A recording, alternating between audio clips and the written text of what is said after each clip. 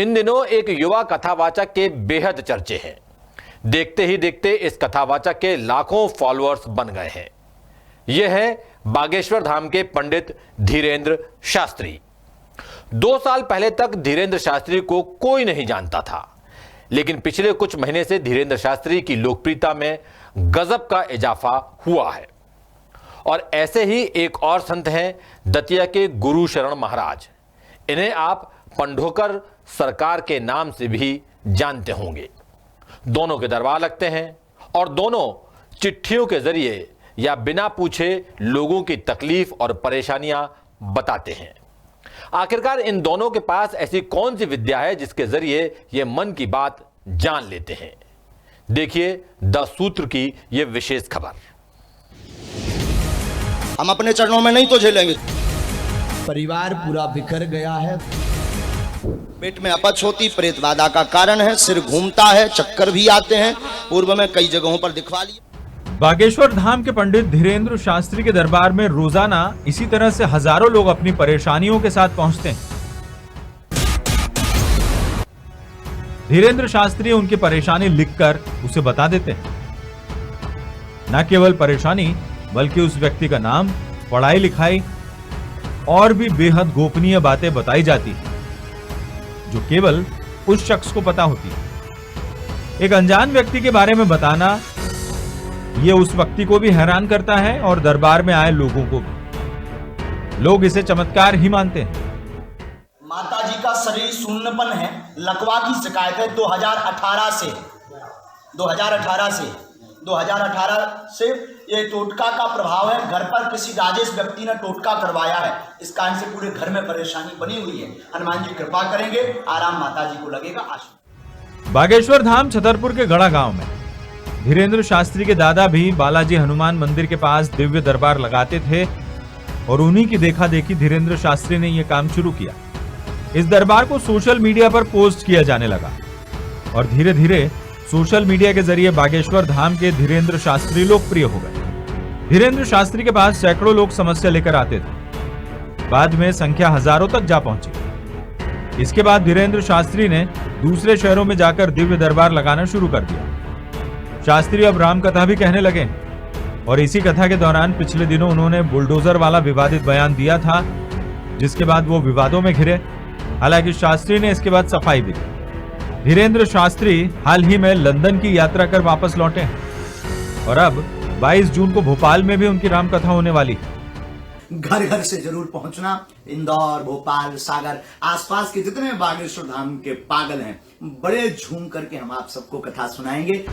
बहरहाल ये तो बात हुई धीरेंद्र शास्त्री की, लेकिन धीरेंद्र शास्त्री जिस तरह से पर्चे पर लिखकर लोगों की समस्याएं बताते हैं, ऐसा ही कुछ पंडोकर सरकार कई वर्षों से कर रहे हैं। भिंड जिले के रहने वाले पंडोकर सरकार यानी गुरुशरण महाराज का भी दरबार लगता है, जहां लोग समस्याओं को लेकर पहुंचते हैं और पर्चे के जरिए ही पंडोकर सरकार भी लोगों की समस्याएं दूर करते हैं। आपको पथरी है, पित्त की थैली में है, ऑपरेशन होगा, आयुर्वेदिक इलाज लेना पड़ेगा, शादी, समझ रहे ना? आदित्य कुमार गुप्ता, पिता का नाम ओम प्रकाश पुत्र से आपकी शादी नहीं होगी, आपका लव है, सो गलत है। सचिन सेन से आपका लव है, इससे भी शादी नहीं होगी।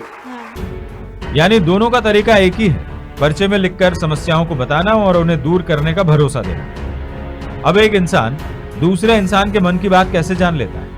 क्या है इसके पीछे का साइंस? क्या ये कोई विद्या है या फिर वाकई में इनके पास कोई शक्ति है? बागेश्वर धाम के धीरेंद्र शास्त्री 22 जून को भोपाल आ रहे हैं और अगले कुछ दिन भोपाल में ही रहेंगे। और जैसा देखने को मिल रहा है, धीरेंद्र शास्त्री के कार्यक्रम में लोगों की भीड़ उमड़ रही है, तो भोपाल में भी बड़ी संख्या में लोग पहुंचेंगे, इसमें कोई शक नहीं है। लेकिन एक और बिंदु है जिसकी वजह से 10 सूत्र ने इस पूरे मामले की पड़ताल की है। एक्सपर्ट से जानने की कोशिश की है हमने। दरअसल इन दिनों बागेश्वर धाम पीठ की पोल खोलने में पंडोकर सरकार जुटे हुए हैं। पिछले दिनों धीरेंद्र शास्त्री के ताऊ और उनके चचेरे भाई पंडोकर सरकार के दरबार में पहुंचे थे और पंडोकर सरकार ने आरोप लगाए थे कि बागेश्वर धाम के धीरेन्द्र शास्त्री ने काशी के संत की आत्मा को कैद करके रखा है। क्या कोई किसी की आत्मा को कैद कर सकता है और क्या यही आत्मा सारे चमत्कार करवाती है? इन सब की पड़ताल की 10 सूत्र ने। देखिए क्या कहते हैं जानकार। कर्ण पिशाचनी, इसको विद्या कहा जाता है। ये पिशाच आने वाला जो भी व्यक्ति आता है उसका नाम बता देता है, पता बता देता है, पिता का नाम बता देता है, माता का नाम, भाई बहन, आप क्या करते हैं, क्या खाते हैं, कैसे सोते हैं, ये बता देगा।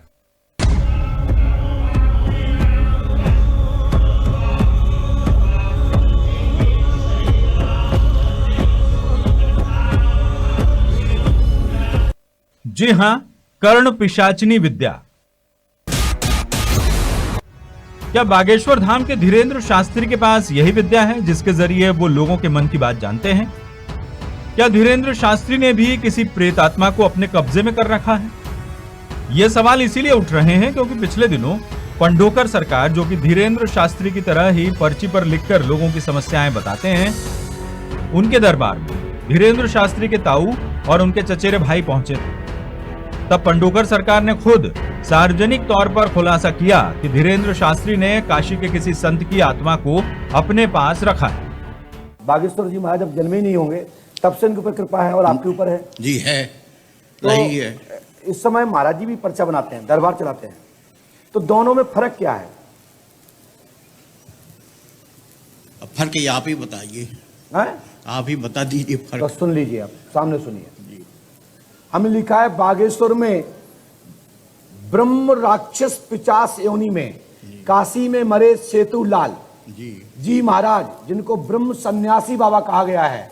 सत्य है जो काशी में जिसकी मृत्यु होती है वह कभी प्रेत नहीं बनता और उसका कभी जन्म नहीं होता जी, बिल्कुल नहीं, और तत्काल मोक्ष हो जाता है। सत्य काश्याम मरणम मुक्ति। हाँ, बोलिए आप दादाजी। काश्याम मरणम मुक्ति, काशी मरत मुक्ति हेतु उपदेश हुए रामचरितमानस। वाह, बहुत बढ़िया।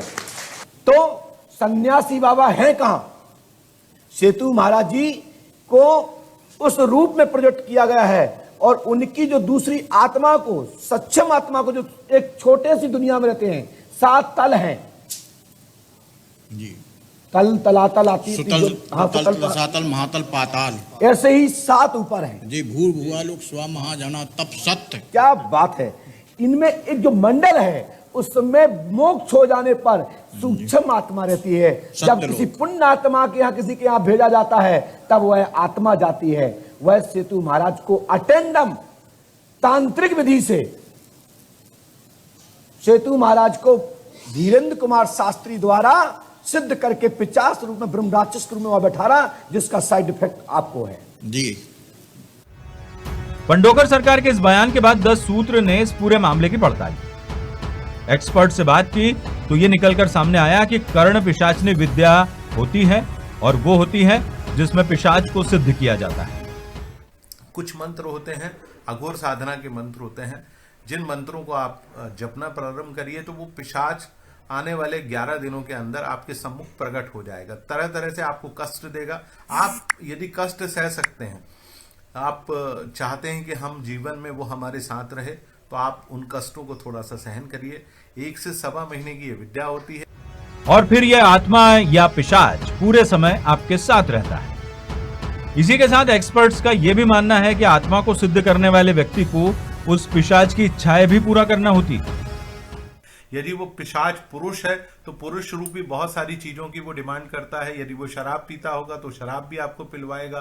तरह तरह के जो ऐसे कृत्य हैं जिनको सार्वजनिक रूप से नहीं किया जा सकता, तो वो पिशाच मनुष्य के रूप में आपसे वो कराता है। यदि वो महिला पिशाच आ गई तो वो तरह तरह की क्रियाएं आपसे कराएगी। बहुत सारे भोग जिनको हम नहीं कह सकते, वो उस तरीके के भोग वो कराती हैं। तंत्र साधना के एक और जानकार पंडित हर्ष नारायण गौतम का यह भी कहना है कि इस विद्या को सिद्ध करने में जरा सी भी गलती होती है तो लेने के देने पड़ सकते हैं। कोई भी मंत्र क्यों सिद्ध नहीं होता? उन्होंने कि यार जप कर लिए भाई, उसका सब ध्वनि के संबंध है। इसका मंत्र ध्वनि पूरे उस पे है। यदि उच्चारण सही है मंत्र का तो आपको लाभ मिलेगा, अन्यथा उसका अर्थ का अनर्थ हो जाएगा, तो आपको थोड़ा सा नुकसान भी हो सकता है। इसलिए बिना गुरु के निर्देशन में ये जब तक नहीं करना चाहिए। एक खास बात यह भी है कि जो भी इस सिद्धि को हासिल करता है वो भविष्य नहीं बता सकता, केवल भूतकाल के बारे में ही जानकारी दे सकता है। कर्ण पिशाचिनी विद्या भविष्य नहीं बताती, ना ही वो आपको ये बता सकते हैं कि आपकी समस्या का समाधान क्या है, नहीं बता पाएंगे। कर्ण पिशाचिनी, जिसमें वो पिशाच कान में बैठकर आपको बताता रहता है कि बस आपके साथ पहले ये हुआ है। आप इनसे पूछिए कि क्या वो भविष्य बदल सकते हैं? कभी नहीं। वो भविष्य बदलने के लिए आपको नारियल देंगे, सुपारी देंगे या कुछ और देंगे, या कहेंगे कि आप अमुक मंदिर के आप 5 मंगलवार या 5 शनिवार चले जाइए। इसके अलावा उनके पास कोई उपाय नहीं है। उसमें बताते हैं कि भाई आप क्या खा के आए हो, या आप भूतकाल में कोई घटना बता दी, इस टाइप से कुछ सामान्य चीज है। हाँ, भविष्य तो नहीं बताएंगे। हालांकि एक्सपर्ट्स का यह भी मानना है कि जो भी इस सिद्धि को हासिल करता है उसका दिल बेहद मजबूत होना चाहिए, तभी इसे हासिल किया जा सकता है। लेकिन जो शख्स सिद्धि हासिल कर लेता है उसके जीवन में सुख नहीं, तकलीफें ज्यादा रहती है। इसका दुष्परिणाम यह होता है कि ना तो मनुष्य का घर सुखी हो पाता है, वैवाहिक जीवन कभी भी सुखद नहीं मिलेगा। जो भी महाराज या जिनके बारे में आप देखते हो उनका वैवाहिक जीवन सुखद नहीं है, घर परिवार सुखद नहीं है, तरह तरह की बीमारियां होती हैं। क्योंकि वो पिशाच 24 घंटे आपके साथ रहता है, तो वो आपके साथ वैसा ही व्यवहार कराता है जैसा वो स्वयं चाहता है। तो फिर लोगों के आकर्षण की वजह क्या है?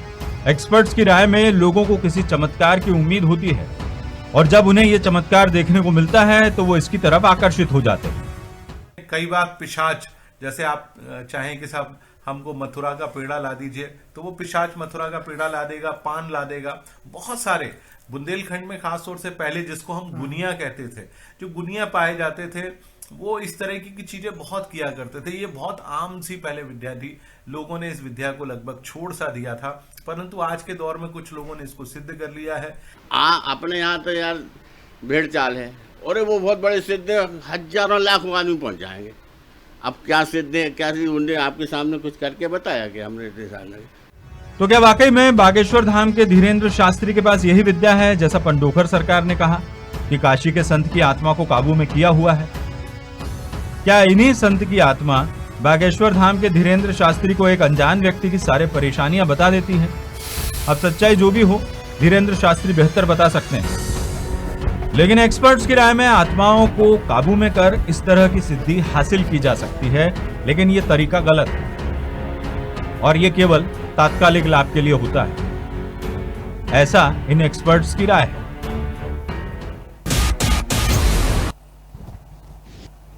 एक होता है विश्वास और दूसरा होता है अंधविश्वास। द सूत्र अंधविश्वास को बढ़ावा कतई नहीं देता। दरअसल इन दोनों कथावाचकों को लेकर हर एक व्यक्ति की अलग अलग राय है और हो सकती है। कुछ लोग इसे अंधविश्वास मानते हैं, कुछ लोग विश्वास। मगर हमारा मकसद केवल ये बताना था कि मन की बात जान लेने की वो कौन सी विद्या है जो ये दोनों कथावाचक इस्तेमाल करते होंगे। उन्हीं में से एक विद्या के बारे में हमने आपको बताया है, और ये सवाल भी पंडोकर सरकार के आरोप लगाने के बाद उठे हैं। वैसे 100 बातों की एक बात यह है कि सुख और दुख इस दुनिया में हर इंसान के साथ चलते हैं। गीता के दूसरे अध्याय के 14वें श्लोक में श्री कृष्ण अर्जुन से कहते हैं, सुख दुख तो सर्दी गर्मी की तरह है, इनका आना जाना सर्दी गर्मी के आने जाने जैसा है। सुख का आनंद लें, लेकिन दुख को भी सहन करना सीखना चाहिए। जिसने गलत इच्छाओं और लालच को छोड़ दिया है, सिर्फ उसे सुख शांति मिल सकती है। कोई भी इंसान इच्छाओं से मुक्त नहीं है, लेकिन गलत इच्छाओं को हम जरूर छोड़ सकते हैं। यानी आज सुख है तो कल दुख होगा, और आज दुख है तो कल सुख भी आएगा। गीता ये भी कहती है कि ना भविष्य की चिंता करो, ना भूतकाल का पश्चाताप करो, जियो तो वर्तमान में जियो। और इसी से जुड़ा हमारा आज का सवाल है कि बागेश्वर धाम और पंडोकर सरकार जिस तरीके से पर्चे पर लिखकर समस्याएं बता देते हैं, आप इसे कैसे देखते हैं?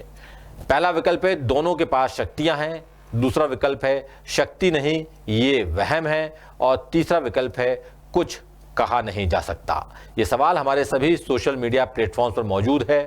आप अपनी राय हम तक जरूर पहुंचाएं, आपकी राय हमारे लिए बेहद महत्वपूर्ण है।